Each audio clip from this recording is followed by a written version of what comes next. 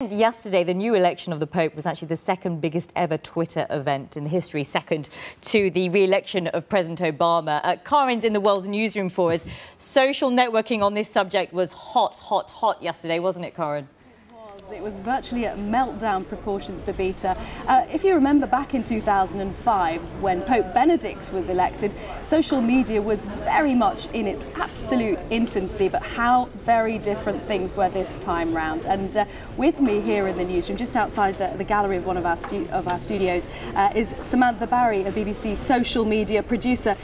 Sam, the Twitter sphere, the Twitterverse, whatever you call it, went crazy last night at around 6 o'clock UK time. Absolutely crazy. We were online, you were online, and that moment and that time between when the white smoke billowed and the Pope appeared, the internet went crazy. The video streaming increased fourfold, and it's the first Pope to be elected since the age of social media, and it's actually the second biggest Twitter event ever to happen. Second biggest to what?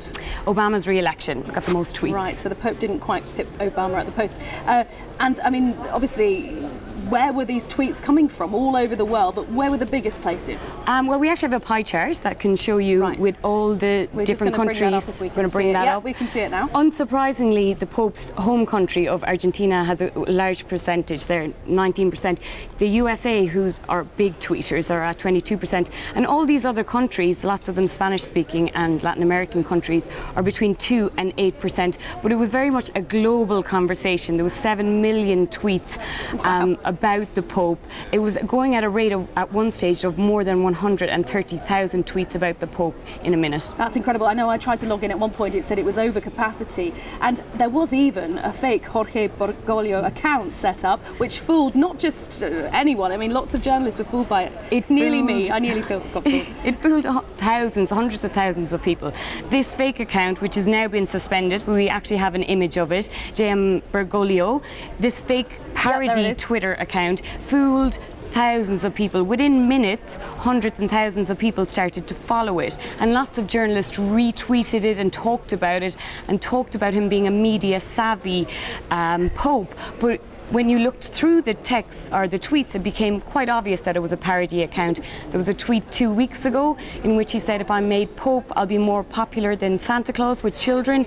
So, and there was not the Twitter blue tick next to it, which really signifies an official Twitter account. Just like the real Pope's account, Pontifex, which has been relaunched. Yeah, we've got an image of that as well. It's relaunched. An interesting thing that the Vatican has done with this Twitter account is that it's actually deleted all of the tweets that from the Benedict era, which is quite a strange thing to do on social media. It's where people leave virtual footprints, and the Vatican have decided, well, we're going to delete all of Benedict's tweets and start anew with Pope Francis.